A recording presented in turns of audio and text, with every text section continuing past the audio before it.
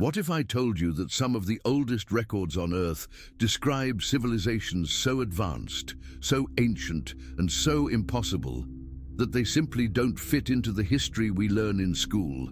That the Sumerians themselves, these mysterious people who appeared out of nowhere, left tablets that can prove that other civilizations existed long before ours, built entire kingdoms, and disappeared without leaving visible traces. Except those writings that insist on surviving. Today, you and I will cross this forbidden frontier of traditional archaeology and delve into the ancient Sumerian records that could prove lost civilizations were real. But before continuing, stop and think, why would such an ancient people bother to record eras that precede humanity? Why do names, dates, and places appear again and again, even when they should be just legends? Who was trying to tell us something we shouldn't forget? These records are not poems, they are not metaphors. They speak of kings who reigned for thousands of years, cities built before the flood, beings who taught mathematics, astronomy, agriculture, and even universal laws. How could people from 6,000 years ago have access to such precise information about stars, celestial cycles, and global catastrophes? If that doesn't give you a shiver, it should. Because apparently these texts may not be describing myths, but memories of a time before ours. And this is where the story starts to get really uncomfortable. Imagine what it feels like for an archaeologist to hold a clay tablet that contradicts the entire narrative accepted by modern science. A tablet that not only describes lost cities, but also the exact dates they flourished and disappeared, as if the Sumerians had inherited memories from an even more ancient people. And maybe that's exactly it. Maybe they didn't invent anything. Maybe they just documented what they saw or what they were shown. And here I want to ask you, do you believe that civilizations could have existed before ours? Do you think it is possible that advanced peoples were erased by cataclysms, wars, or even deliberate decisions? Many feel shocked when imagining this possibility, but when we look closely at the Sumerian tablets, we realize that they leave no room for a simple explanation. They speak with conviction, with precision, with details that no one would have had reason to invent at the time. And that turns these records into something even more intriguing, perhaps evidence.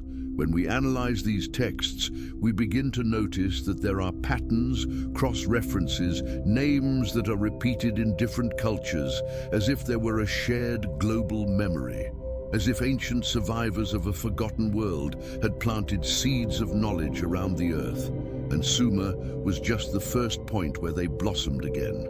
Have you ever noticed that almost all cultures talk about a flood, from a previous destroyed world, from instructors coming from the stars or from the depths of time? Why so many versions of the same story? What if this is all more than coincidence? What if the Sumerians actually had access to records of a highly advanced civilization that existed before history officially began? This changes everything. It changes science, it changes archaeology, it even changes the way we understand human existence.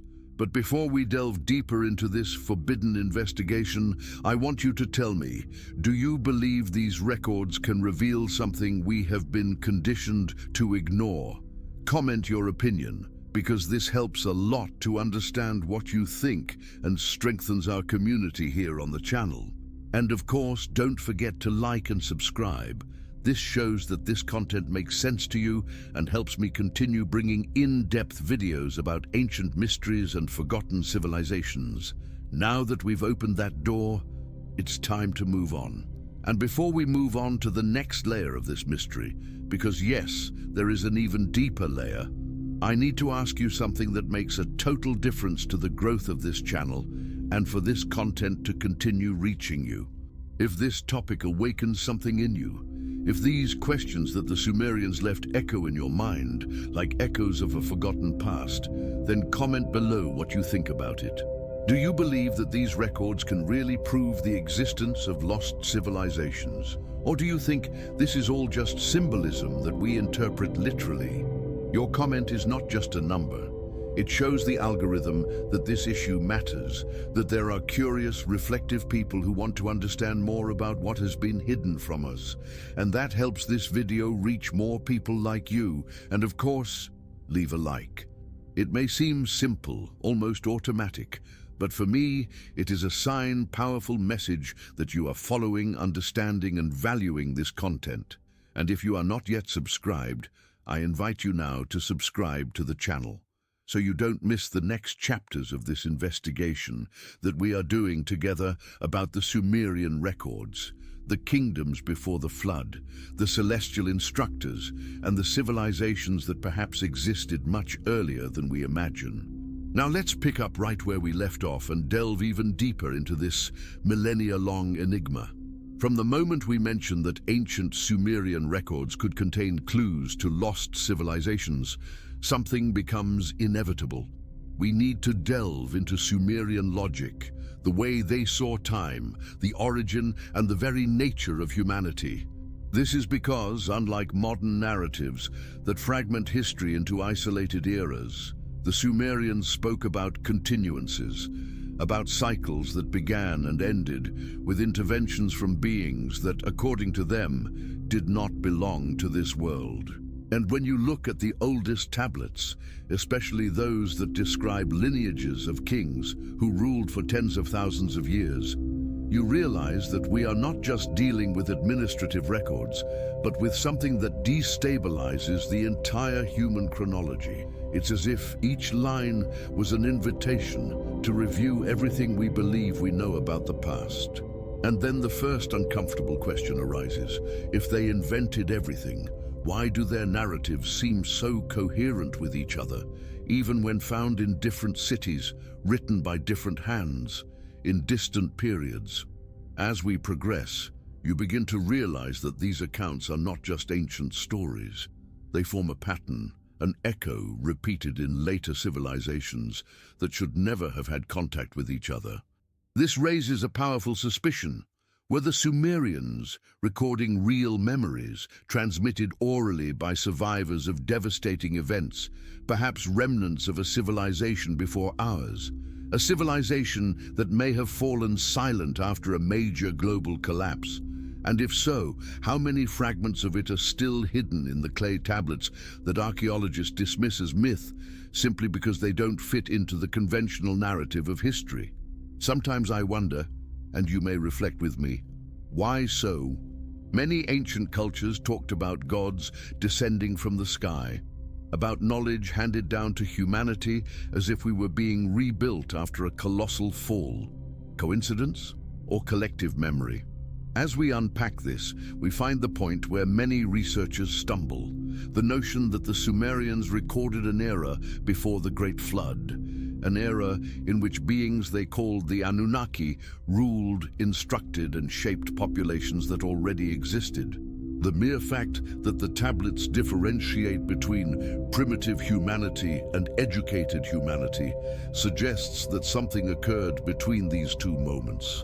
But what exactly? An abrupt leap in knowledge, an external interference, or the rebirth of something that had already existed before everything fell apart? Each hypothesis opens a door, and each door takes us further into the uncomfortable idea that part of human history has been erased, either deliberately or by catastrophes that leave only fragments behind. As we explore the earliest records, especially those of Eridu, Kish, and Shurupak, we begin to notice a pattern that should not exist if we were dealing only with fiction.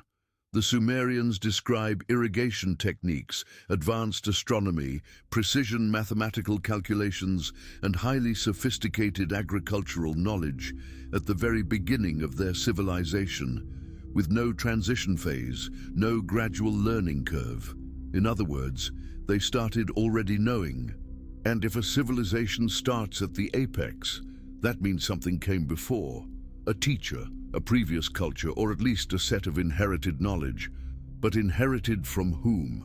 This is exactly what makes so many modern scholars try to reinterpret the tablets as metaphors, because it is difficult to admit that perhaps the Sumerians only recorded what they remembered, and that this memory points to a more complex past than traditional books reveal.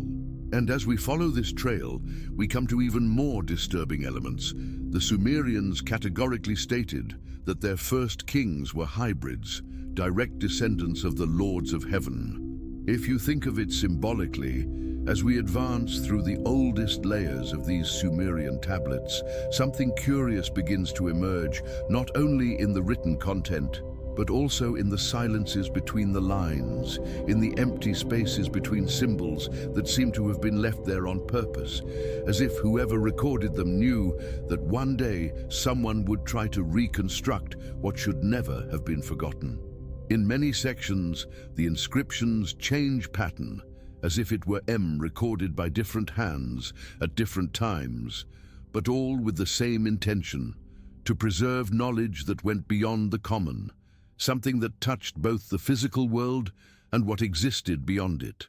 It is at this point that we begin to realize how these narratives stop seeming like simple myths and begin to take the form of historical accounts, almost like diaries of civilizations that already understood the cosmic order in a way that we, even with our technology, still struggle to achieve. Sumerian scribes spoke of a period when the first teachers walked among them, figures who were not quite human, but were not described as mere spirits either. These instructors were represented with hybrid attributes, beings who mastered both the engineering of the stars and the manipulation of the very essence of life, as if they had an advanced mastery over biological codes, long before our science even imagined something similar. This is one of the most intriguing parts, because the further these tablets advance, the more they make it clear that knowledge about astronomy, mathematics, agriculture, and monumental architecture did not arise spontaneously. It was delivered by beings who had an interest in shaping human destiny. The most impressive thing is that the records follow a pattern of evolution that seems to accompany the transformation of humanity itself. At the beginning, the texts speak of a time when human beings were fragile, dependent, incapable of carrying out complex tasks. However, in subsequent sections, the tone changes. Humans begin to develop skills, create cities, structure entire societies, always under the supervision of figures described as bearers of the light of knowledge. When we compare this with narratives from other cultures, from Mayan myths to Egyptian and Hindu accounts, we realize that the structure is always the same. Gods or higher beings descend, teach, transform, and then disappear, leaving their traces in monuments that defy even modern archaeological explanation. And it is precisely at this point that records about lost civilizations connect. There are passages in which scribes mention cities that do not appear on any modern map, and kingdoms that have left no known ruins. It's as if part of human history has been erased, buried, purposely hidden, or lost in some cataclysm that only a few survived to record. Some of these excerpts describe brilliant kingdoms that flourished before any society we officially know, kingdoms where architecture was so advanced that their temples aligned perfectly with constellations that today we can only map with sophisticated instruments.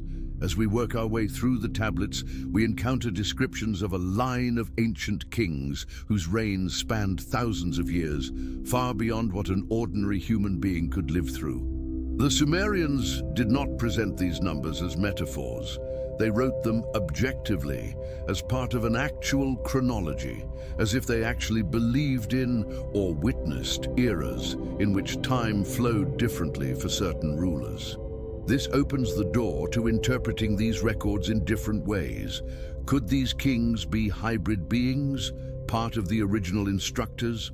Or perhaps humans modified by some kind of advanced knowledge about biology and longevity? This question constantly echoes among those who study these documents.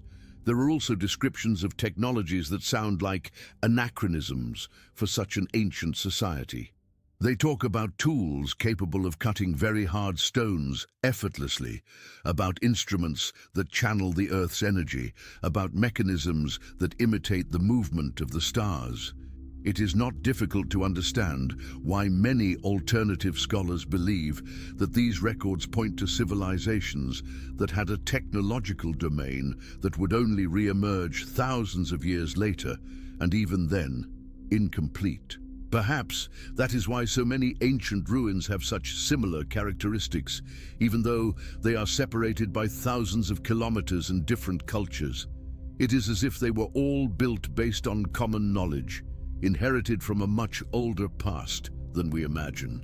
When the texts address the fall of these civilizations, the tone changes drastically. The narrative becomes dense, almost melancholic. The scribes mention a great collapse, a period of darkness among the stars, when contact with these teachers would have abruptly ceased. Some tablets speak of cataclysmic events, floods, tremors, storms, while others describe internal conflicts between the very beings who transmitted knowledge. It is as if a disagreement between the entities that guided humanity had triggered a rupture that left deep marks, both in the physical world and in the psyche. Collective human UE. Most disturbingly, even after this great collapse, the texts indicate that some traces of this knowledge remained hidden, preserved only by a few lines of priests or leaders who had access to the last intact tablets. These people were instructed to transmit only fragments of knowledge, enough to keep the flame burning, but not enough to restore its lost glory. This would explain why different ancient cultures have very similar symbols, comparable mathematical patterns, and almost identical myths about the emergence of humanity. When revisiting these narratives, we are forced to question the traditional version of history that we have been taught. What if there really were advanced civilizations much earlier than we officially accept? What if what we call mythology is just a symbolic way of preserving real events that defy our modern understanding? What if the Sumerians are telling us, in no uncertain terms, that our past is far more vast, complex, and hidden than we ever imagined? And here's a question for you to reflect on. If you had access to such ancient and powerful knowledge, would you reveal it to the world, or would you keep it hidden until you were sure of the consequences? Leave in the comments what you think about this, or comment on the phrase, "I see the hidden records," to show that you have reached the end of this section and are immersed in this journey with us. Topic 4. 14,000 characters approx. When we return to the lesser-known tablets, those that are rarely displayed in museums and that are kept in private collections or in little-accessed archaeological archives, we realize that there is an even deeper layer of Sumerian history than the one we discussed before. These are texts that are not taught at universities, that do not appear in conventional documentaries, and that are often considered isolated myths. But as we move along these lines, something takes shape. Details about a time before the lineage of recorded kings itself, mentioned in passing as the time when the 7 pillars of life were fashioned. The curious thing is that these pillars do not refer to physical structures, but rather to female figures, entities described as primordial mothers, who would have participated in a process of hybrid creation that precedes the formation of the first human kingdoms. This passage is particularly enigmatic because it suggests that these 7 figures had different functions. One represented strength, another memory, another genetic wisdom, another harmony, another healing, another continuity, and the 7th, the most mysterious, represented something that the texts call the bridge between worlds. It is as if these mothers were responsible for specific aspects of the construction of life, and the Sumerian scribes did not treat them as distant deities, but as real beings who interacted with those who recorded such events. Many inscriptions speak of them as instructors, guides, and guardians who had the ability to manipulate the vital essence, something far beyond simple metaphors. The most fascinating thing is that these figures appear on tablets that should have no relationship with each other, as they were found in different Sumerian regions and dated to different periods.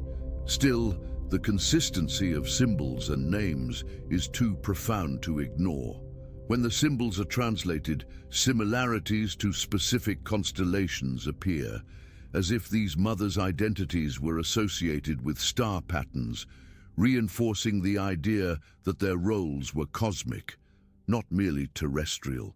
Some alternative scholars claim that this suggests a connection with visitors from heaven, while others believe that the Sumerians tried to express in terrestrial language biological and scientific processes that they could not describe literally. There are also direct mentions of a large meeting place, a geographical point where these 7 figures gathered to sow the seeds of the new order. The way the texts describe this place is extraordinary. They talk about underground chambers lit without fire, structures with surfaces as smooth as metal, and sounds that vibrated in the stone as if they were commands. For such an ancient civilization, describing something like this is a shock. It's impossible not to think about advanced technology. And even if someone insists that this is just a metaphor, how do you explain the accuracy of the descriptions? How can we justify that people without access to iron describe shiny chambers that resemble modern metallic alloys? As we move through the details, we also find accounts of how these early hybrids, those who would later be known as kings, received direct teachings from their primordial mothers. These were not common teachings. They involved astronomy, medicine, universal laws, cosmic morality, and even predictions about cycles of destruction and rebirth, as if the Earth was part of a large system that regularly underwent inevitable transformations. This coincides with traditions from other cultures, where we always find the idea of great eras, cycles, falls, and rises. The repetition of these patterns reinforces that perhaps these stories are not fiction, but fragments of real memories passed down over thousands of years.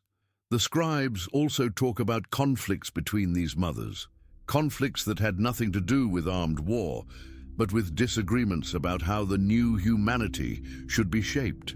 One believed that humans should be completely independent. Another advocated preserving an eternal connection between creators and creation, and another asserted that humanity should be able to ascend on its own, even if that meant failing multiple times. These debates appear in broken fragments, but even the damaged passages convey emotional intensity. It is as if these entities, despite being superior, also faced ethical dilemmas about the fate of the lives they helped shape.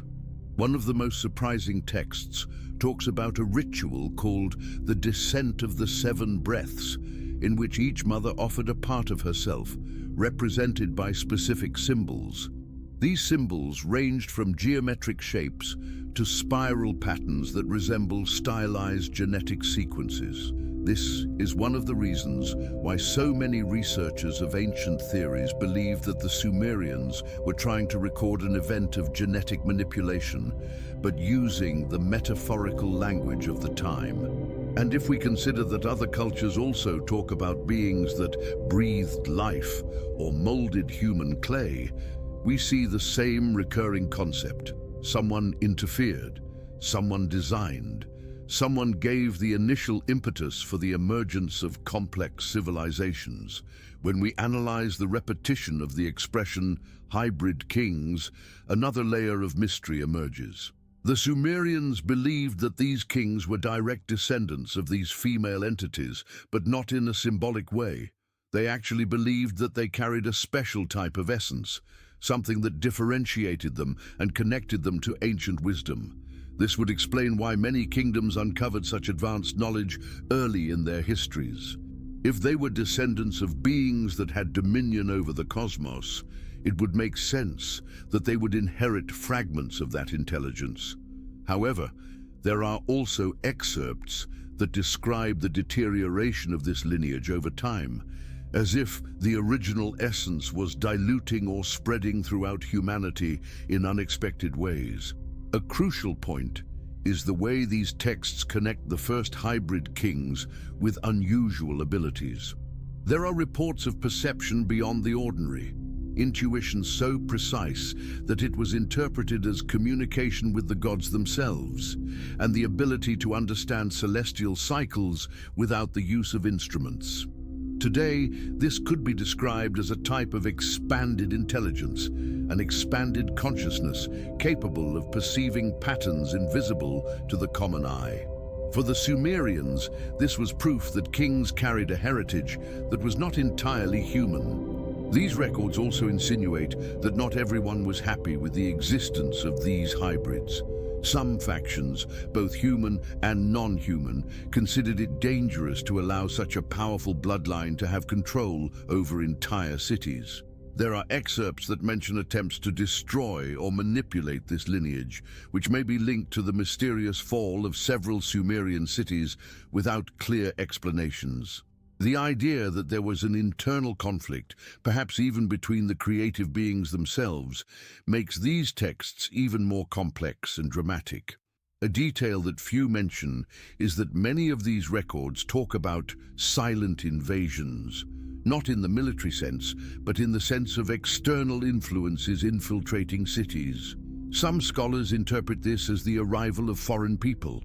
Others believe that it is interference from non-human entities trying to redirect the course of humanity. The fact is that regardless of interpretation, the texts clearly show that ancient humanity was deeply influenced by forces that went beyond everyday understanding. As we reach the end of this set of tablets, we find a phrase repeated over and over again: "The blood of kings is the memory of creation." This phrase is powerful because it implies that the original knowledge was not lost. It was diluted, fragmented, spread across generations. Perhaps there are still traces of this lineage, not in the literal sense, but in the sense that certain people carry a greater sensitivity to understand ancient mysteries, an intuition that connects them to something greater. This idea resonates deeply with those seeking answers beyond what is recorded in traditional books. And if you had direct access to a fragment of that ancient memory, what would you do with it? Would you share it with the world? Would you keep it to yourself until you understand better? Comment below what you think about this possibility, or leave the phrase "the seven mothers still speak" if you have been following this journey so far and want to continue exploring these mysteries. But even this idea that fragments of ancestral memory still resonate with modern humanity is not the most intriguing point when we delve deeper into the Sumerian records. What really begins to transform the entire narrative is the set of tablets that speak of a time when the seven mothers would have separated, each heading to a different region of the earth, as if they had different missions to fulfill. The texts do not clearly say why, but they describe an event that reverberated in the sky and opened the portal of silence, a highly symbolic expression that some translators believe refers to a cosmic collapse, perhaps a great solar storm, a celestial shift, or even a war between entities. Even though we can't decode the exact meaning, something happened, something so big that it forced these primordial figures to move away from each other. And that's where the mystery deepens. When mothers leave, gaps appear in the transmission of knowledge. The Sumerian cities begin to diverge in their beliefs, and the hybrid lineages of the kings show signs of changing. The tablets describe that before this separation, all kings had similar characteristics: advanced wisdom, ability to interpret messages from the heavens, mastery over universal laws. But after the mothers disperse, this wisdom is no longer homogeneous. Some kings become tyrants, others visionaries, others restless and disconnected. It is almost as if the lineage has lost some of the coherence of its origins. Hybrid inheritance, once so stable, becomes unpredictable, and it doesn't stop there. Records found in the Eridu temple mention a time of shadows, when rival cities began to fight not only for land or trade routes, but especially for relics that would have been handed over by their own mothers. The word used for these relics can be translated as memory cores, objects that contained engraved symbols and which, according to the texts, could only be understood by those who carried ancestral blood. Some scholars believe these cores were spiritual artifacts.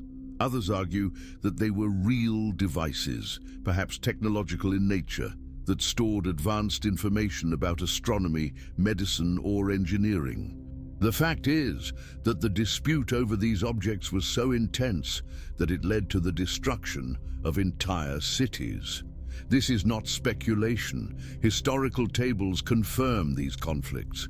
If we follow this line of reasoning, we begin to realize that the modern notion that humanity developed gradually and in isolation does not hold water.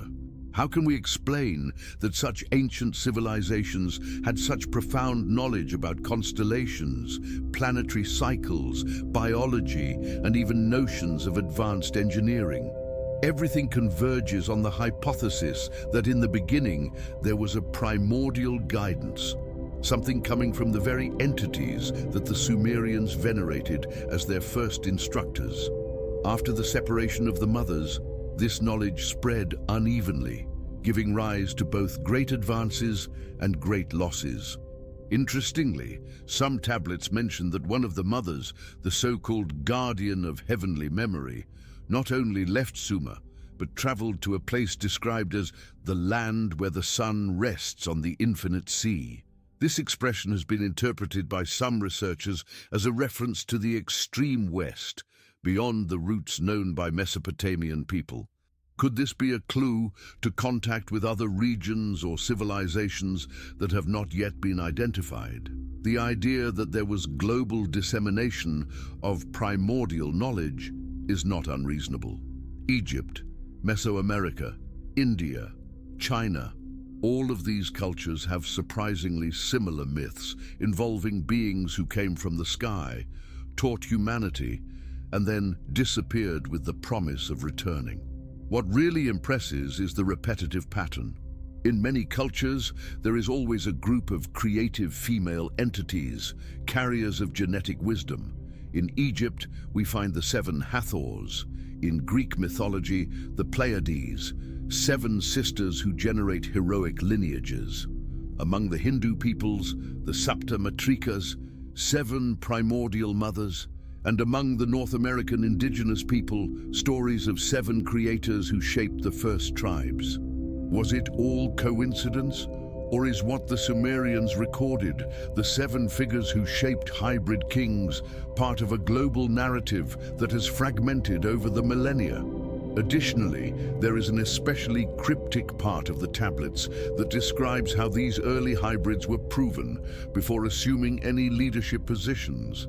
The texts speak of light rooms, sound chambers, and vision tests. These are not common metaphors. The way they are described is reminiscent of installations that manipulated acoustics, energy, and perhaps even vibration to alter states of consciousness. It is not difficult to imagine that these chambers were places where candidates were exposed to tests that measured their ancestral sensitivity. Some interpret these as spiritual rituals, others as evidence of advanced technology. But regardless of the interpretation, the most important thing is that only a few managed to pass the tests, and these became the kings. With the separation of mothers and the subsequent loss of these methods, hybrid lineages were no longer properly tested, which would have contributed to the decline of many Sumerian cities. Without guidance and without rigorous testing, unprepared people assumed positions intended for individuals who were supposed to carry specific traits of primordial heritage. This would explain why some dynasties collapsed quickly and why so many Sumerian stories tell of kings who went mad, disappeared, or were defeated by forces that hid in the shadows. Perhaps these shadows were simply rival groups, but the way the text describe these enemies suggests something more. Entities that also had ties to the primordial past, but that differed from the mothers in purpose and vision. The most intriguing thing is that some fragments directly mention the return of the primordial mothers. not as deities that descend from the sky, but as the memory that returns when the cycle is renewed.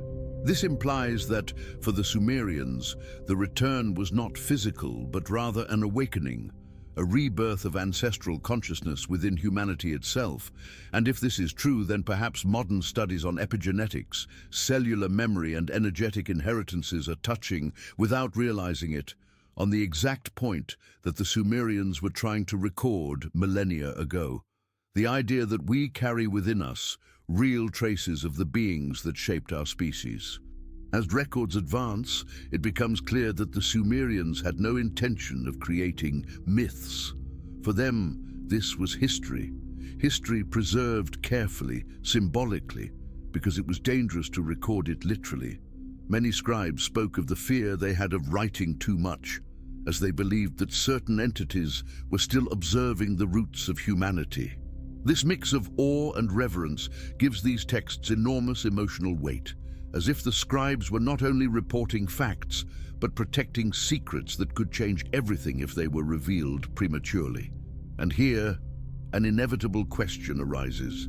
Why did these mothers decide to create hybrid kings? The answer is not clear, but there are three hypotheses suggested by the texts themselves. The first is that humanity needed intermediate guides, beings capable of understanding both the material world and the higher world. The second is that the earth itself was going through a cycle of reconstruction, and these kings were needed to restore the lost balance.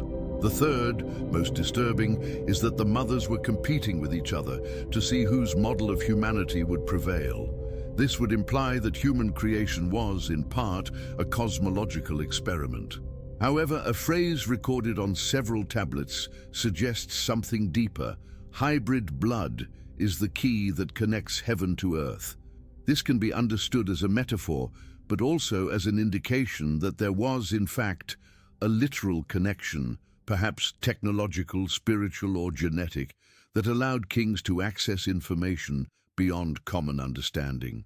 If this is true, then humanity carries within itself a missing piece of this great puzzle. Now here's a reflection for you. If part of this ancestral knowledge was about to return to human consciousness, would you believe that we are prepared to understand it? Or do you think this awakening would be risky? Comment below your opinion, or write, "The hybrid bloodline remains," if you are following this journey and want to continue exploring these mysteries. The idea that these kings could access information beyond common understanding comes not just as a metaphor, but as a direct suggestion that human memory may have been shaped to carry more than we realize, as if something within us had been deliberately put to sleep or silenced over the eons. When we continue to read these Sumerian records carefully, we realize that they never treat consciousness as something limited to the physical body. On the contrary, they describe it as an expansive field connected to the cosmos, capable of interacting with entities, frequencies, and parallel realities that escape the modern gaze. And it is at this point that the texts suggest the existence of a lost bridge, a connection that united humanity with its supposed instructors before the great erasure that spread throughout history like a veil, hiding entire civilizations that could have existed long before any officially accepted narrative.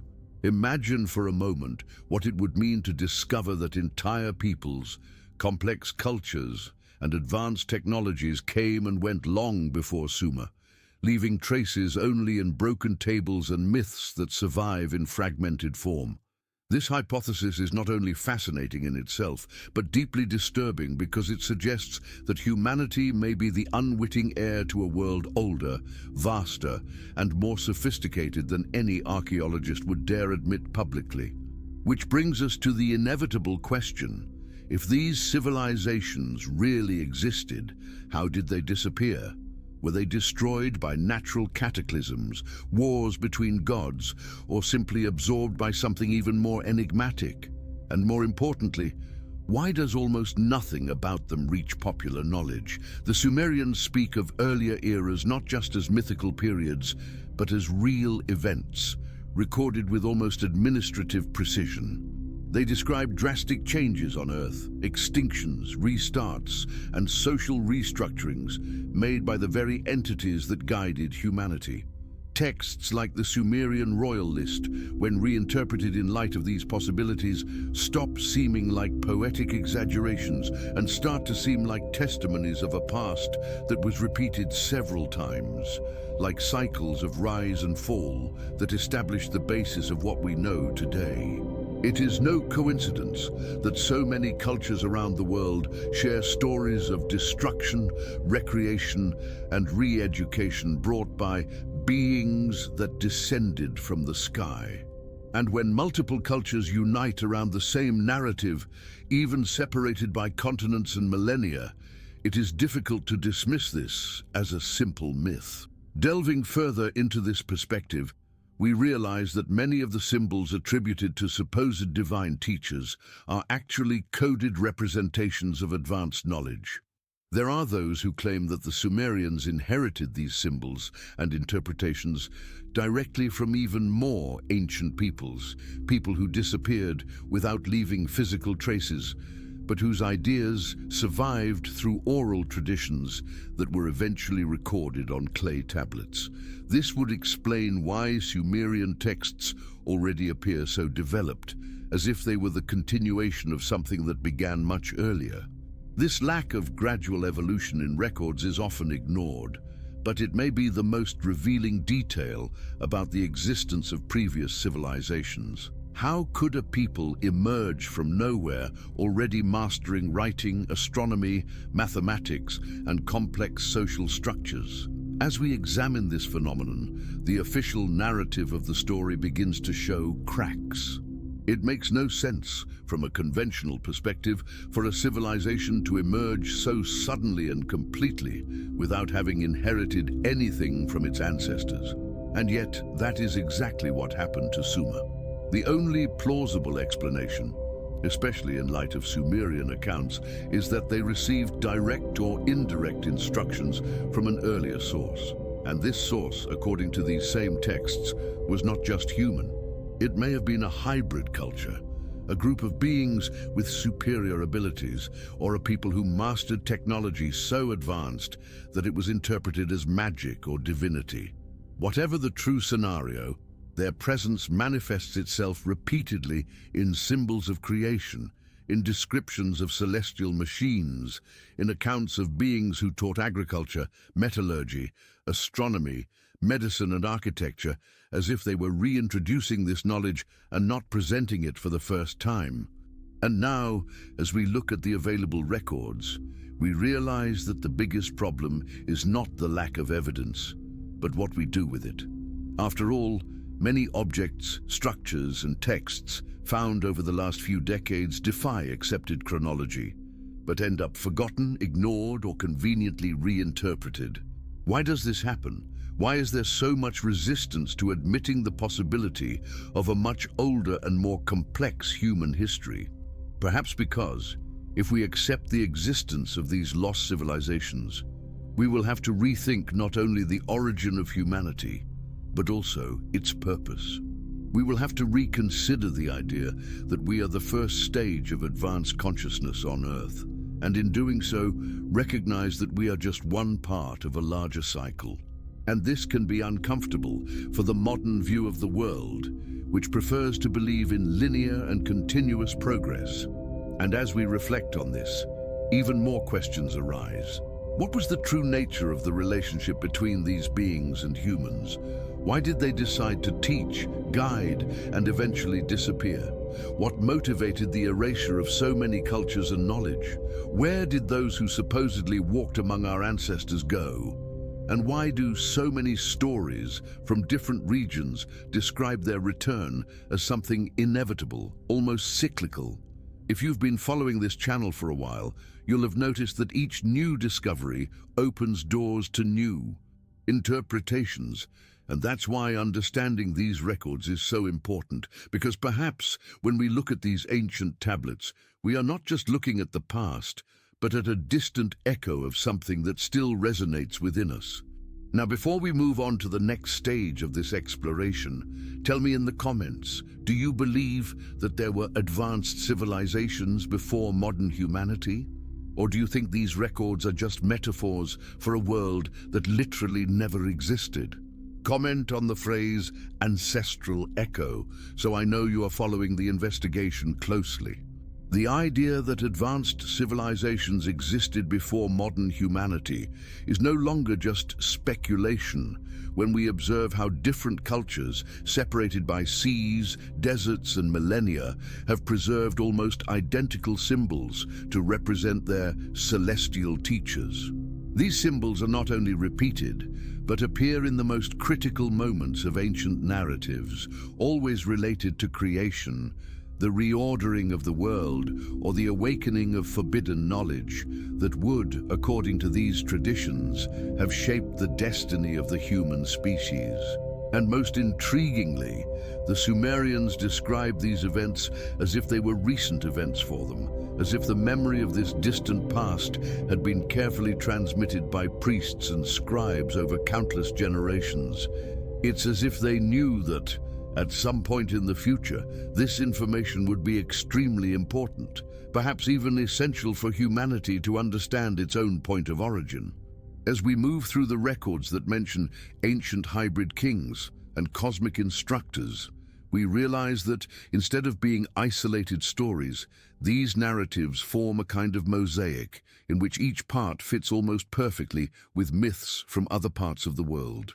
The gods that descend from the sky, the beings that manipulate genetics, the teachings on agriculture, metallurgy, mathematics, and astronomy. All of this appears in civilizations that, theoretically, have never had contact with each other. It is as if, at some very remote moment in history, a single group of beings had influenced large regions of the planet, leaving its mark so profoundly that it can still be identified in texts, symbols, and monuments today. And when we look at the way the Sumerians describe human creation, we realize that they weren't just recording religious events. They detailed processes, stages, modifications, and interactions between different types of beings. What draws attention is the fact that these reports present characteristics that resemble experimentation, adjustment, trial and error, as if humanity had been shaped to fulfill a specific role within a project that was not just terrestrial. It is impossible not to notice the similarity with modern concepts of genetic engineering, as if the authors of these texts had a much greater understanding of how life works than is usually attributed to such an ancient civilization. When connecting this with the possibility of lost civilizations, an even more provocative hypothesis emerges. Perhaps it was not just the interference of higher beings that shaped humanity, but also the legacy of species that lived before us. Species that, according to some myths, were created as hybrids, intermediaries between the gods and the beings that already inhabited the earth. These species could have achieved extraordinary advances and subsequently disappeared due to cataclysms or conflicts that also appear in Sumerian narratives.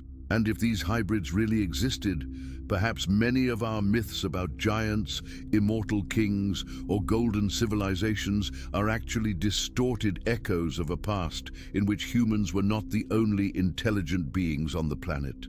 The most fascinating thing is that certain aspects of these texts reveal a constant concern of the Sumerians to accurately record lineages, eras, kingdoms, and collapses. This suggests that they knew they were documenting something that might be questioned or denied in the future, and they wanted to ensure that somehow the truth would survive. The very existence of tablets that treat human creation as an intentional process demonstrates a surprising historical and scientific awareness. And when we put these fragments side by side, we begin to notice patterns that we cannot notice when we analyze these narratives in isolation. The repetition of themes such as mixture of essences, sacred blood, kings who ruled for millennia, beings who would return one day, and lost celestial knowledge points to a much more complex narrative structure than simple stories created to explore arcane natural phenomena. These elements are presented with a degree of detail and seriousness that indicates that the Sumerians truly believed, or knew, that they were recording a concrete past.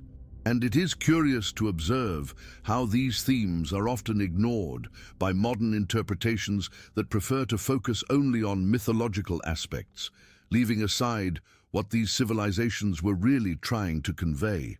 When we analyze the content as a whole, we realize that the Sumerian narrative is not limited to telling us where we came from.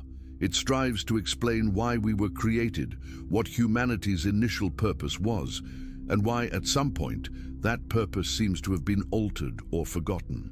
The feeling that there has been a break between humans and their creators appears repeatedly, almost like a deep wound that has left scars throughout ancient history. And perhaps it is in this disruption that we find the key to understanding why so many lost civilizations disappeared. They could be directly related to the same beings that shaped humanity, and when these beings left or were destroyed, their creations also collapsed. This is where one of the most disturbing questions of all arises. If the Sumerians inherited knowledge from a previous civilization, and if that civilization was already a hybrid between humans and higher beings, what does this tell us about the true genealogy of modern humanity? Are we really alone in our own origins? Or are we the end result of a long chain of experiments, adjustments, and attempts at improvement that began long before the first Sumerian city was built? The answer may lie precisely in the most enigmatic sections of the tablets, where processes of knowledge transmission are described through rituals, induced dreams, celestial instructions, and artifacts that allow direct contact with higher entities. These reports seem to describe communication mechanisms that go beyond conventional logic and point to an extraordinarily advanced cognitive capacity. And if we consider the hypothesis that previous civilizations developed technologies that we would consider impossible today, perhaps these descriptions are not symbolic, perhaps they are literal. And the further we advance in this analysis, the more evident it becomes that the silence in official history is not just the result of lack of knowledge, but of discomfort. Accepting the existence of lost civilizations and hybrid beings would require rewriting our entire understanding of evolution, culture, and spirituality. It would require admitting that humanity is not at the top of the timeline, but in the middle of it, and that much of what we believe to be ancient is, in fact, recent. Now, before we move on to the next point of this investigation, leave in the comments how you feel when you think that humans might not be the first humans on Earth. Comment on the phrase "broken line" to show that you are deeply following this journey. When we realize that the Sumerians treated their narratives as historical records and not as allegories, we begin to see that each fragment of these tablets functions as a window into a past that has not only been forgotten, but perhaps was deliberately hidden. And when diving into this specific point, where humanity's broken line becomes evident, we observe an important transition. The texts stop focusing only on creation and start to emphasize interruption, collapse, disappearance, and beginning again. It's as if there was something that the Sumerians were trying to warn us about: inevitable cycles, events that erased entire civilizations, and how this pattern was linked to beings that preceded modern humanity. As we study these parallel accounts, we realize that the Sumerians described not one, but several eras before our own. Eras that were ruled by hybrid beings, kings whose essence was partly divine, partly earthly, and whose function seemed to go far beyond politics or social organization. They were a bridge, a channel, intermediaries between two worlds, the world of the celestials and the world of humans. And this function was not symbolic, it was presented as a literal task. as if these kings were appointed to maintain order, preserve knowledge, and prevent human creation from deviating from its original purpose. But then the inevitable question arises: if these hybrids existed, what happened to them? Why are there no clear physical traces of its existence? Why, after reigning for thousands of years according to the Sumerian king lists, did they simply disappear? The texts offer clues, albeit fragmented and shrouded in metaphorical language, cataclysms, wars between the gods themselves, abrupt changes in Earth's environment, astronomical events, external interference. And as extraordinary as all this may seem, this narrative finds striking parallels in traditions around the world, as if they were all trying to tell us the same story from different angles, with different names, but with the same guiding thread. This global repetition suggests that there was indeed a great rupture, a point in history at which the previous civilization was destroyed or dissolved, and a new humanity, ours, subsequently emerged, with more limited, less long-lived traits, with a reduced ability to access the same level of consciousness that its predecessors possessed. It is possible that this limitation was not accidental. Some Sumerian texts suggest that the creators reconfigured humanity after the hybrid collapse, perhaps to prevent humans from achieving the same autonomy or power that previous lineages achieved. This idea appears in a veiled way on several tablets, the human being remade, adjusted, diminished, as if something had been removed, sealed, or deactivated within us. And when we compare this with accounts of vanished civilizations, Atlantis, Lemuria, Mu, and others, we begin to see a narrative convergence that defies any purely mythological explanation. Each of these traditions speaks of advanced peoples who have mastered areas such as astronomy, energy, genetics, and spirituality at levels we have not yet been able to replicate. They speak of the sudden fall of these people, generally related to internal conflicts or the intervention of external forces, the same forces that the Sumerians describe as gods or celestial instructors. Now imagine the impact of this understanding for any modern knowledge system. If hybrids existed and achieved extraordinary levels of advancement, it means that today's humanity is not the pinnacle of evolution, but rather a simplified version, a weakened echo of something much greater. That in itself would be a profound shock. But there is an even more impressive detail. Some Sumerian texts suggest that fragments of the ancient lineage may have survived, and not just survived, but mixed with the new humanity, leaving genetic, behavioral, spiritual, and even intuitive traces that surface at specific moments, as if they were dormant memories. This theory gains even more strength when we observe the inexplicable fascination that humans have for stars, for the unknown, for questioning who we are and where we came from. It's almost as if there is something inside us trying to awaken, as if part of humanity feels that something essential has been forgotten, or worse, removed. This feeling, so present over thousands of years, may not just be philosophical, it may be a remnant of a much older heritage, a heritage that the Sumerians tried to preserve by recording everything they knew about lost civilizations. But there is another critical point in this historical labyrinth, the knowledge that would have been purposely hidden. On several tablets, the scribes mention knowledge not intended for ordinary humans, secrets kept only for chosen kings, and information about former times that must not be revealed before the return of the Celestials. These phrases, symbolic as they may seem at first glance, suggest that the Sumerians believed that certain truths could drastically alter the order of humanity. This is particularly important because, according to these same texts, this forbidden knowledge was directly related to the civilizations that preceded ours, and the reasons why they disappeared. And why would this knowledge be dangerous? Perhaps because it revealed that humanity has never been in complete control of its own destiny.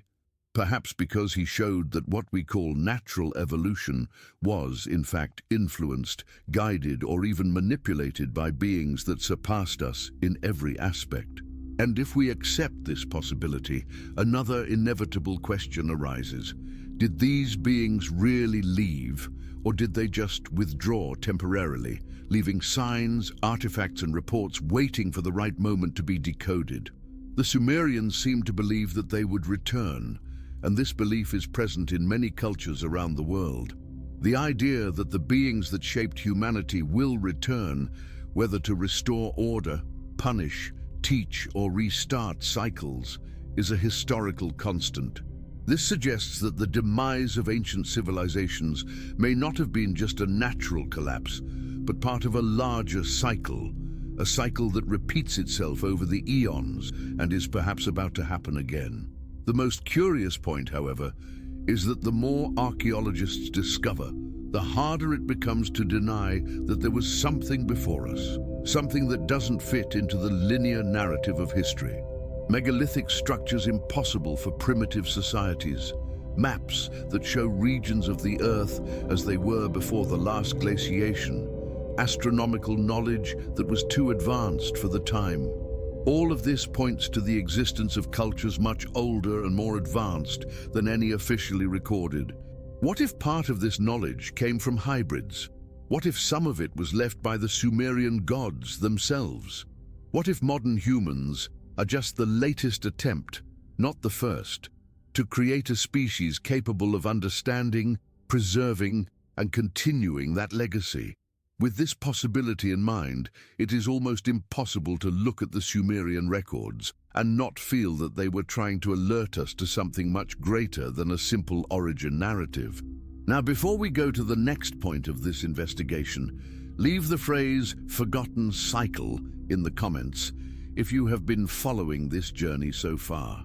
If the Sumerians believed that previous civilizations were destroyed by inevitable cycles, divine conflicts, or cosmic cataclysms, what exactly remained of these lost eras for us to see such a clear connection?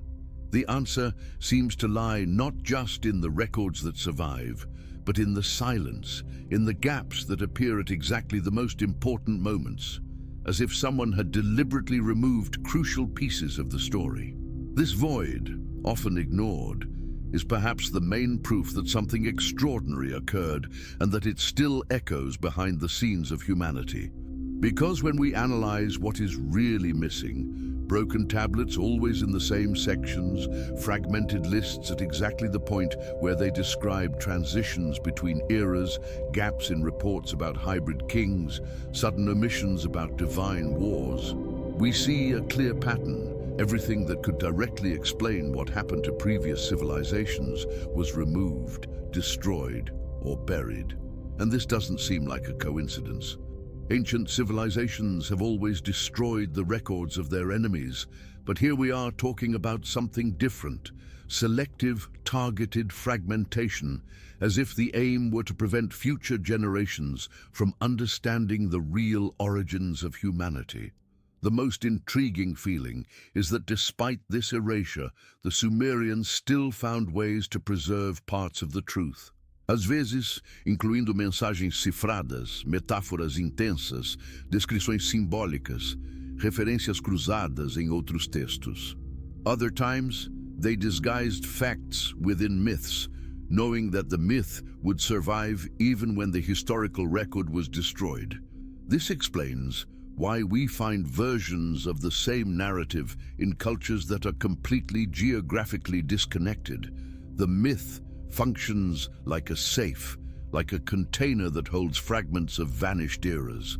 And upon opening this safe, we realize that these narratives talk about entities that arrived from the heavens, luminous beings or giants who taught agriculture, astronomy, writing, and laws. The same entities that, according to the Sumerians, repeatedly interfered in the direction of humanity, sometimes guiding, sometimes punishing, sometimes threatening, wanting to let humans walk on their own 2 feet. So, what seems like a myth may be a historical remnant, And what we call gods may have been a much more advanced civilization that disappeared, left hybrid heirs, and then withdrew. This idea gains weight when we observe that, in subsequent periods, humanity presented sudden and inexplicable advances. The leap from hunting and gathering to organized cities, irrigation systems, complex mathematics, written language, astronomical calendars, and monumental architecture occurs abruptly.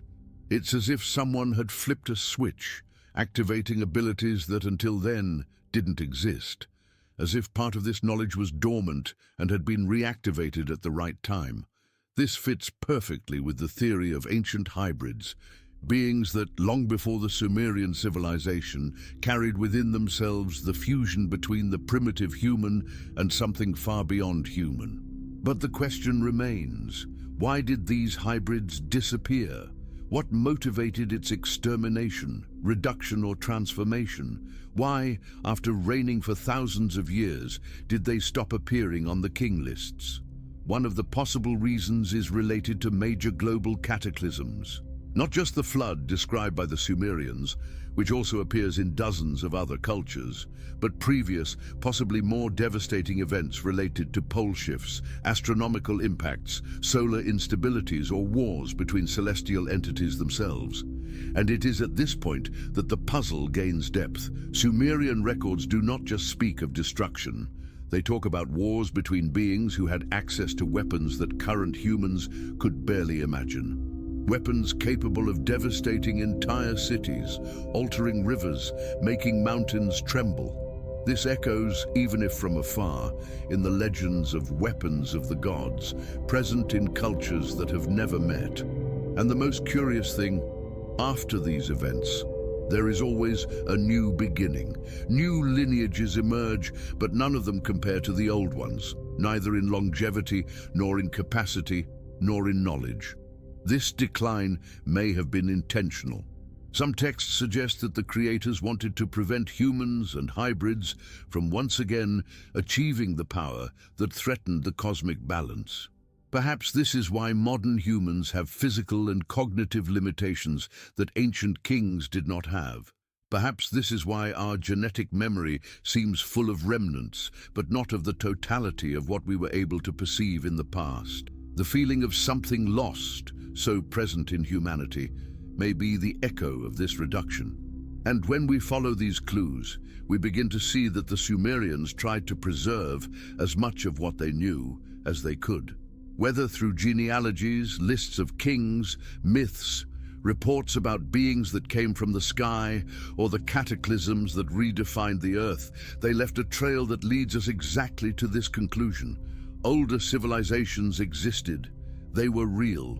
They were destroyed. And knowledge about them has become too dangerous to be transmitted without filters. This explains another striking element. Many tablets mention the secrets kept for the return. Who would return? The gods?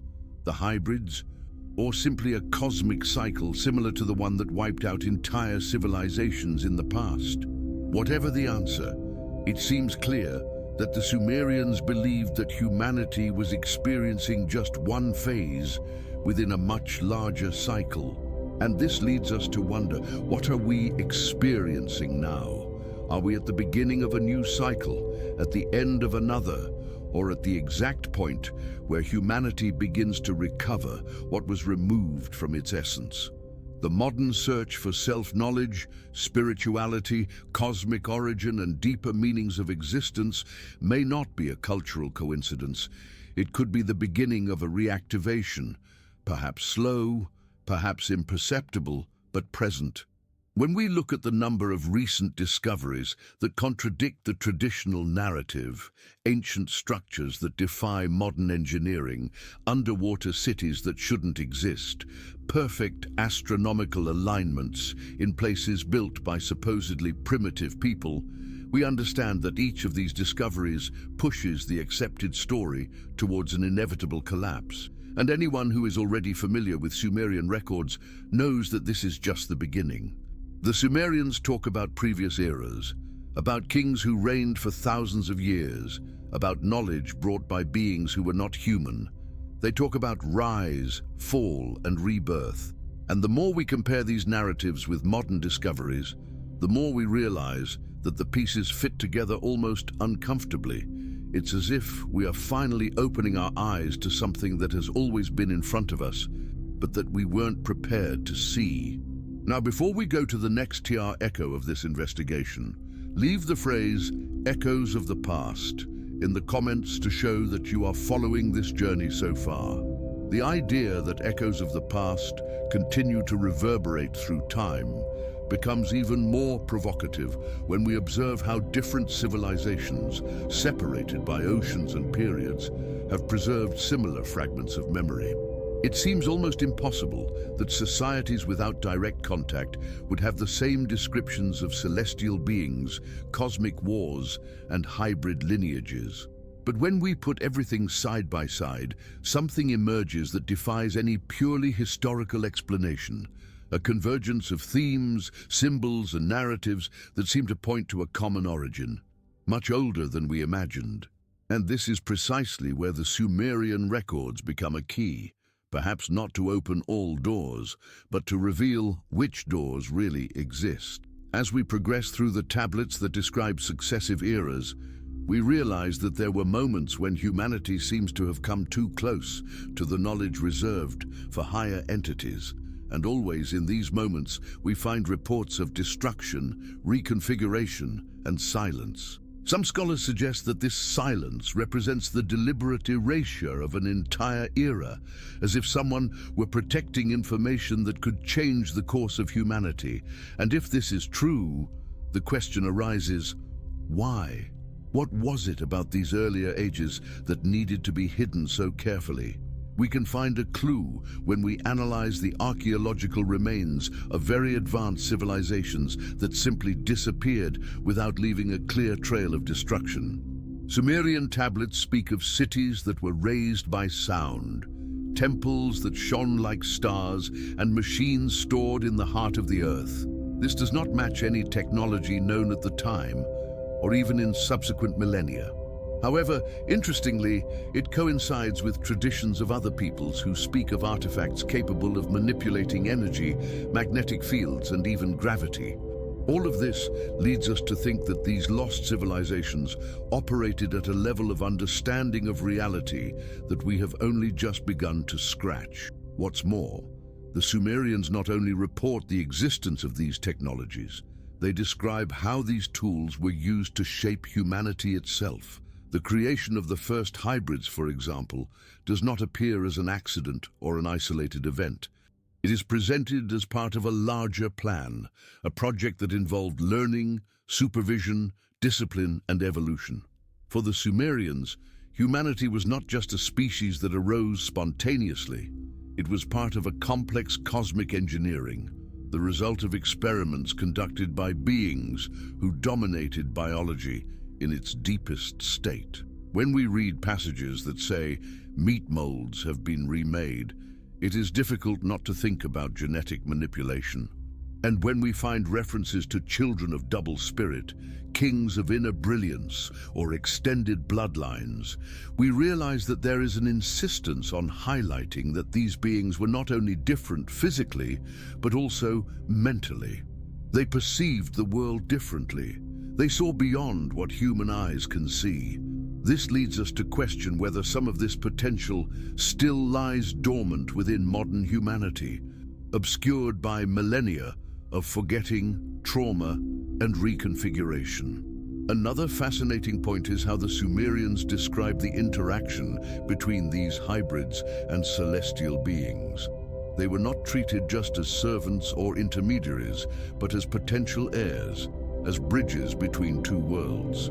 This detail is particularly intriguing because it reinforces the idea that humanity once occupied a much higher role within the cosmic order.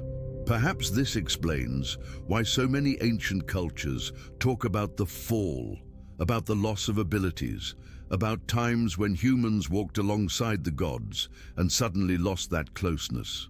The fall may not have been just spiritual, it may have been genetic, cognitive, or even cultural, Records also suggest that these hybrids played key roles in different phases of ancient history.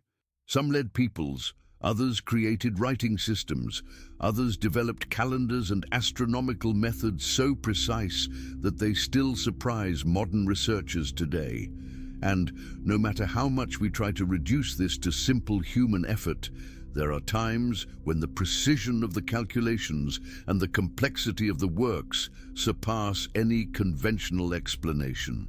It's as if someone has breathed knowledge directly into these people's minds, or as if something inside them has awakened.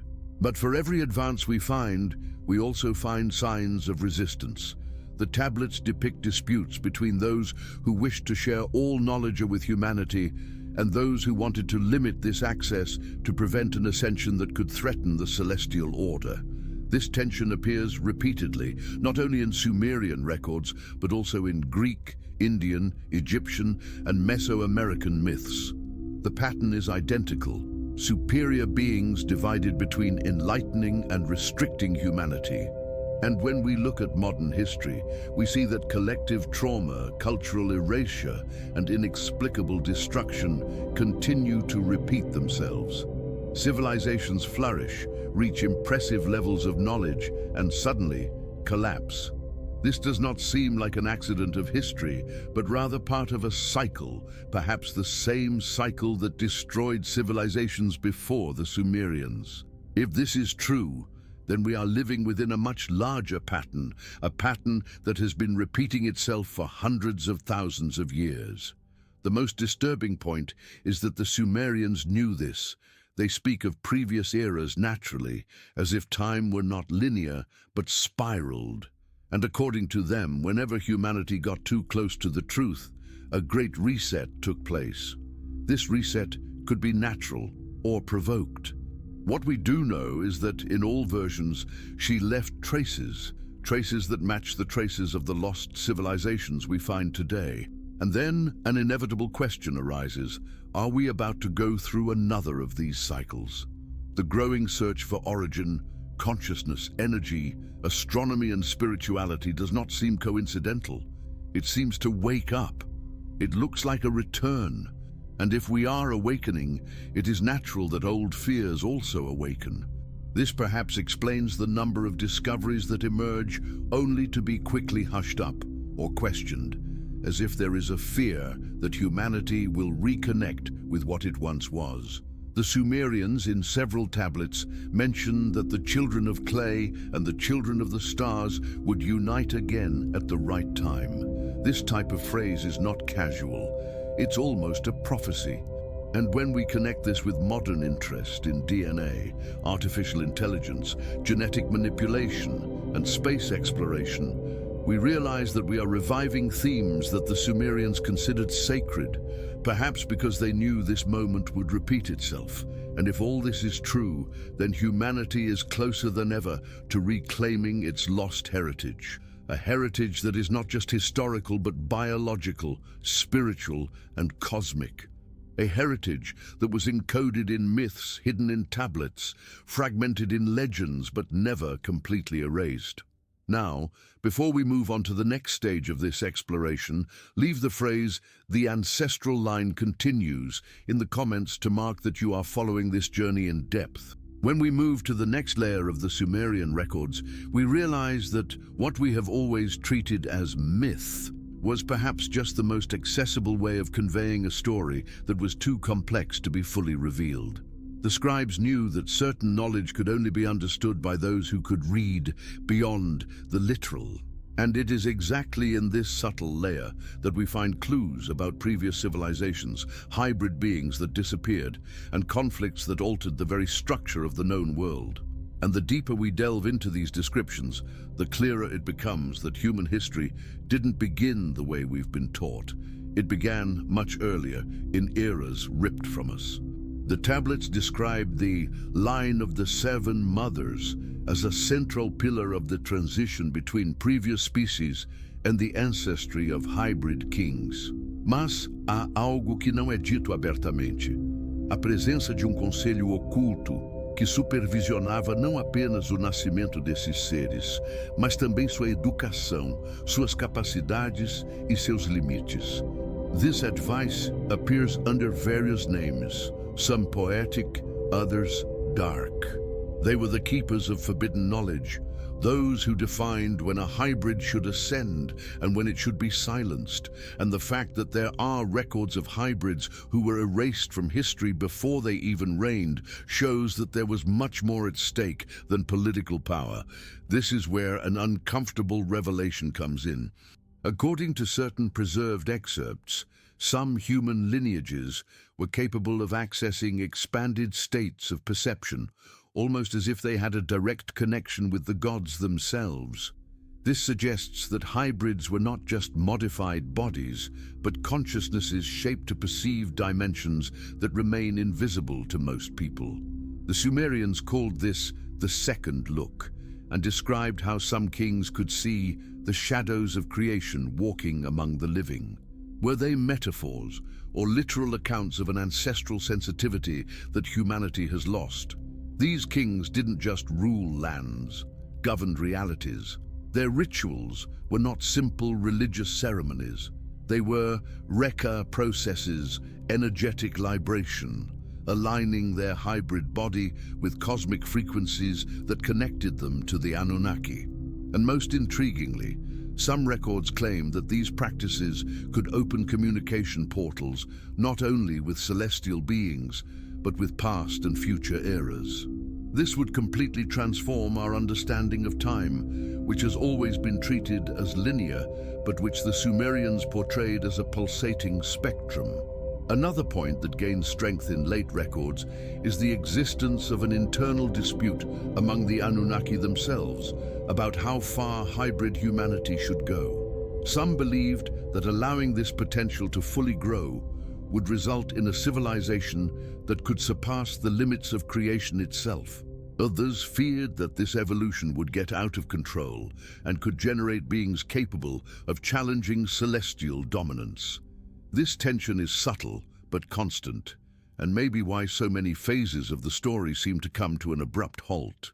When we examine myths from different cultures, we find this same pattern: accelerated development, followed by sudden collapse.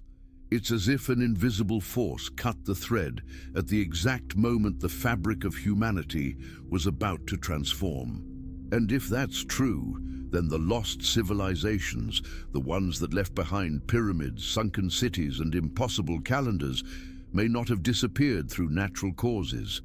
Maybe they were interrupted because they were about to discover something they shouldn't have. Some Sumerian excerpts speak of the anamnesis of kings, a deep memory that awakened during certain cosmic alignments. These moments, according to the tablets, activated specific regions of the hybrid body, allowing the kings to access ancestral information as if it were their own memories. This phenomenon may be the origin of the modern concept of Akashic memories, the idea that all knowledge is stored in a universal field that can be accessed in altered states of consciousness. But the Sumerians described this as a natural part of hybrid inheritance, as if it were part of the biology of these beings. This raises an intriguing question. How many people today carry traits of this lineage without knowing it? What's more, are certain individuals who demonstrate extraordinary abilities, whether intuitive, intellectual, or spiritual, accessing fragments of this lost heritage? If we consider the Sumerian records as a valid reference, it would not be impossible. The very notion of royal blood perhaps refers not just to political authority, but to a genetic modification designed to allow access to the hidden layers of creation. Another fascinating point is the Sumerians' insistence on associating these hybrid kings with specific stars. For them, the origin of these beings was not simply celestial, but specified with astronomical coordinates. This would not just be poetic mythology. It is an indication that they understood, perhaps more deeply than we do, that life was not limited to Earth. They stated that the vital energy of kings came from houses of light in the sky, and described cycles of return and departure of these beings. If we take these reports literally, we would be talking about a civilization that understood its relationship with other star systems as an integral part of its existence. But the most surprising point is the description of the seven mothers as guardians of a biological technology that transcended the simple act of generating life. They manipulated essence, memory, energy, and will. They weren't just matrices, they were architects. This is why hybrid kings were considered bridges. They carried within them both earthly strength and stellar essence. And this duality is what allowed them to perceive truths that ordinary humanity could never understand. However, there is a recurring theme on the tablets: fear. Fear that this heritage would be lost, corrupted, or weakened. Fear that humanity would stray so far from its cosmic origins that it would become incapable of regaining its true identity. And perhaps this is what we are living in today.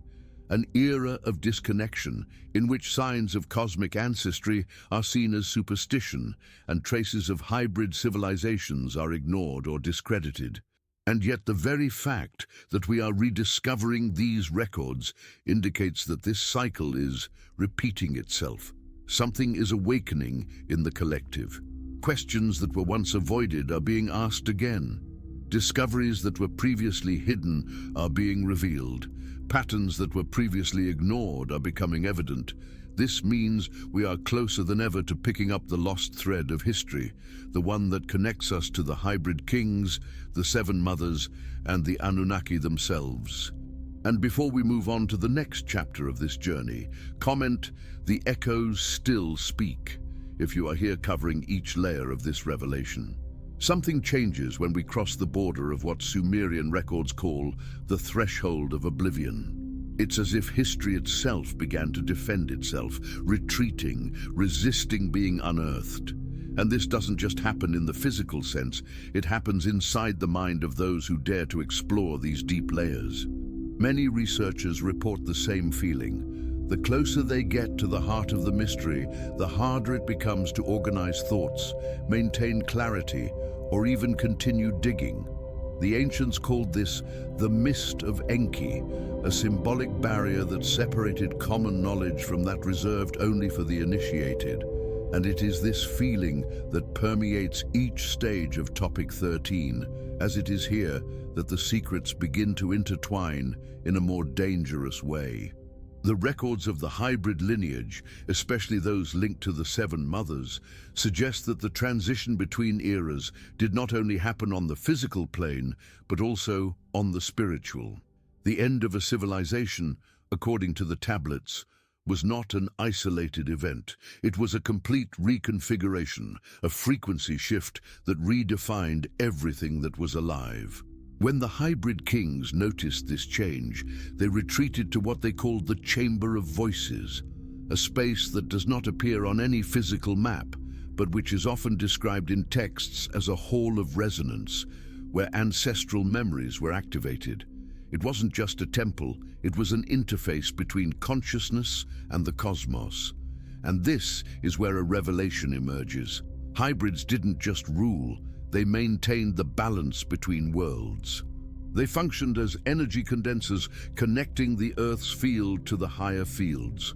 It was as if each hybrid king was simultaneously a leader and an instrument, designed to sustain harmony between dimensions that, without his presence, would collapse. This would explain why so many ancient civilizations associated their rulers with deities, not out of irrational idolatry, but because these beings actually operated on a perceptual and energetic level far beyond that of ordinary humanity. But the most intriguing point comes when records begin to describe the gradual decline of this lineage. It was not a unique event. It was not a natural disaster. It was not a coup d'etat. It was a silent emptying, a progressive erasure. The hybrid inheritance began to be diluted, as if something was directly interfering with the continuity of this genetic line. Sumerian hymns mourn this loss in poetic form. Gold that once shone now mixes with clay. This phrase, repeated on different tablets, reveals that the scribes themselves perceived the dissolution of this lineage as the end of an era of light. And it is at this point that the warning of the first elder appears, a very rare excerpt mentioned only in some fragmented versions of the Adapa myth. In it, the elder explains that humanity, by moving away from the hybrid heritage, would lose the ability to feel the fabric of creation. They will look up to the sky and see only lights. They will no longer hear the songs that guide the course of the ages. This completely transforms our perception of ancient spirituality and technology. What we call miracles, they called the natural functions of the hybrid body. What we call rituals, they called energetic maintenance. What we call mythology, they called history. Another excerpt that gains strength in topic 13 is the presence of the House of the Broken Seal, a place that appears in late records as the final destination of the hybrid lineage. This place, according to some tablets, held artifacts that contained not only knowledge, but reconstruction instructions, as if they were manuals designed to awaken humanity at some specific point in the future. This suggests that the hybrid kings themselves knew that their downfall was inevitable, but not definitive. They left seeds, codes, symbols, and narratives that could be reactivated when humanity was ready again. And that brings us to an even more surprising detail: the symbolic architecture. Many ancient monuments around the world, which appear to be unrelated, appear to follow geometric patterns that hark back to Sumerian records. These patterns were not decorative, they were memory maps. They were structures designed to vibrate with specific frequencies, and there are reports that during certain celestial alignments, these monuments emitted sounds, lights, or sensations that were perceived only by some individuals. These individuals, according to tradition, carried traits of the hybrid lineage. The texts also suggest that the hybrid kings had a completely different perception of the concept of death. For them, death was not an end, but a migration, a change of state.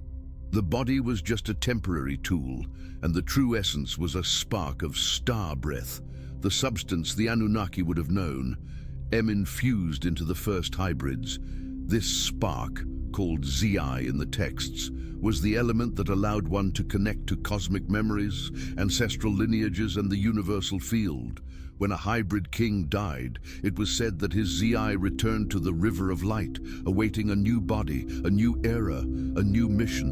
But what is most disturbing is what the records imply about the present. Certain excerpts mention that, in times of great instability, specific signs would reappear. Signs that would point to the reactivation of hybrid memories. One such sign would be the sudden increase in interest in ancient civilizations, in forgotten mysteries, in figures like Enki, Inanna, and the kings before the flood. Another sign would be the collective feeling that there are pieces missing from history, and that we are about to go through another change of era. The Sumerians called this phenomenon return of the question. When humanity begins to ask again, it is because the answer is close to emerging, and that is exactly what we are witnessing now, a global awakening. People no longer accept the simplified version of history. They feel that there is something much bigger, much deeper, much more connected to the cosmos. And this is why Sumerian records are being revisited with such intensity. Perhaps we are approaching the moment when the once lost hybrid lineage will find a way to manifest itself again, not necessarily in the bodies of kings, but in the collective consciousness of humanity. Some researchers suggest that the accelerated expansion of human knowledge in recent centuries may be linked to this gradual reactivation, as if we were gradually recovering fragments of the capabilities that were previously natural to hybrids. Interest in quantum physics, artificial intelligence, forbidden archaeology, advanced genetics, all of these may be part of the same phenomenon, the return to the axis of creation. If this hypothesis is true, then what we are about to discover in the coming years could rewrite everything we know about humanity's origin, purpose, and destiny. And as we reach this point in topic 13, one question remains buzzing in the back of our minds. Are we really observing the past, or are we reading instructions left for us? The tablets were not written just to preserve history. They were written to guide those who would live in the time when the cycle would repeat itself. And if you are here, following this journey to this point, perhaps it means that you are part of this ancestral calling, part of this awakening, part of this quest that precedes the final revelation. If you are feeling this as you listen, comment "The ages awaken" to show that you are following each layer of this mystery to the end. When the records mention that the ages awaken, they are not just talking about a collective movement, but something that ignites within each individual capable of hearing the call. And when we reach the point where we left off, something becomes evident. The feeling that the past is not just dead, frozen in time, but alive, pulsing, watching, waiting for the right moment to reveal its last secret. Topic 14 arises from this threshold, where history stops being just reconstruction and starts to become recognition, as if each piece studied in the Sumerian tablets echoes not just knowledge, but memory. From the exact moment the phrase echoes, "The ages awaken," the Sumerian text changes tone. He stops talking about hybrid kings, their deeds and falls, and begins to describe what they call the return of the Axis. It is an expression that appears on only 3 preserved tablets and is always accompanied by descriptions that are much more reminiscent of states of consciousness than historical events. The return of the Axis is mentioned as the reactivation of the balance point between the Zi, the vital essence, and the An, the cosmic consciousness. The ancients believed that humanity had lost this alignment, and that the fall of the hybrid lineage had severed the channel between earth and heaven. But something surprising happens in the narrative. The signs insist that this break was never definitive. They state that the seal can be remade when the bearer recognizes himself. This raises a profound question. What if the descendants of the hybrid lineage never completely disappeared? What if they are dormant, diluted, spread across the world, waiting for the moment to awaken? The records do not speak of blood in the modern biological sense. They talk about vibration, resonance, the ability to perceive what the ancients called the hidden layers of reality. Being hybrid, then, was not a matter of appearance, but of perception. The ability to hear what is above the sound and perceive what is behind the matter. It is exactly at this point that texts stop narrating the past and begin to project the future. They speak of a time when that children's children will again walk among the shadows of giants, a phrase that scholars interpret in completely different ways. Some believe it refers to the literal return of the Anunnaki. Others, that it is about human awakening to a greater consciousness, capable of functioning as the hybrid kings functioned, as living bridges between worlds. But the most cinematic part comes when the texts describe the reunion between forgotten knowledge and awakened humanity. They speak of a mirror cycle, a time when the sky will repeat alignments that have not occurred since before the flood, and in which certain ancient structures, ziggurats, temples, subterranean chambers, will become active again, not as machines, but as amplifiers of consciousness. The Sumerians believed that these places were not just made of stone, but of intention. Each block carried a vibrational pattern, and when the correct alignments occurred, these patterns were reactivated. This would explain why so many cultures separated in time and space built monuments that to this day produce inexplicable acoustic and electromagnetic effects. Perhaps these structures were left as markers, physical reminders, so that when humanity was ready, it could reactivate ancestral memories. And here comes another revelation. The records state that the hybrid lineage, even in its most subtle form, possesses a kind of inner key that responds intuitively to these places. People who visit certain temples and claim to feel something awakening, something familiar, may not just be imagining it. They may be resonating with memories that predate recorded history itself. As we approach the conclusion, the Sumerian narrative becomes even more symbolic. She compares humanity to a broken vase whose fragments are scattered throughout the world.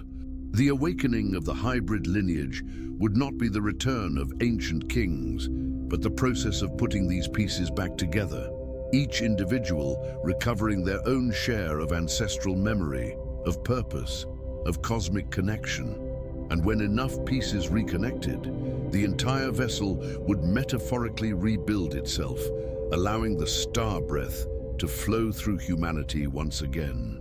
The Sumerian text ends with the metaphor of darkness and light. Do not fear the dark corridors, for they are the ones that keep the brightness that you were made to find. This means that the human journey is by nature a search for what has been lost, and that each archaeological discovery, each tablet fragment, each myth retold is a small flame rekindled within that darkness. The past is not a burden, it's a map. And this map does not point towards ruins, but inwards.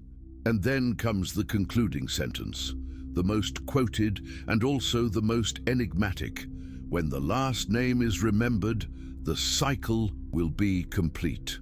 Many interpret this as a reference to the fact that human history is built on names that have been erased, kings that have been forgotten, civilizations that have been buried. Remembering their names would mean rediscovering one's own lost identity. Others believe this refers to the first name, the one the texts say was given to the first conscious being created by the Anunnaki, the name that represented the fusion of the clay of the earth with the breath of the stars. Regardless of the interpretation, one thing becomes clear. The journey we have been on since the beginning of this script has not just been about hybrid kings, nor just about Sumerian myths, nor just about Anunnaki. It was about humanity, about what we were, about what we have forgotten, and about what we can still become. Completing this journey does not close doors, opens portals. It does not close the mystery, amplia. She doesn't respond to everything, teaches you to ask the right questions. And in the silence that follows the last verse of the tablets, a feeling remains, that same feeling that so many researchers, so many archaeologists, so many scholars describe. The impression that, on some deep level, we are not rediscovering the past. We are rediscovering something we already knew, something that belongs to our oldest identity. Because perhaps in the end, the hybrid lineage never disappeared. Maybe it has always been here, pulsing inside every human being who looks up to the sky, not with curiosity, but with recognition. And this is how this journey ends, not with an end point, but with the echo of an ancient promise, an invitation, a memory that slowly awakens, like a star that is reborn on the horizon. If you've made it this far, it's because this journey through ancient Sumerian records has moved you in some way.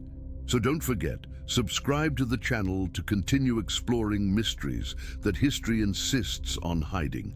And if this video made you think, feel, or question, leave a like. It really helps this content reach more people than ever before. They look for answers like you.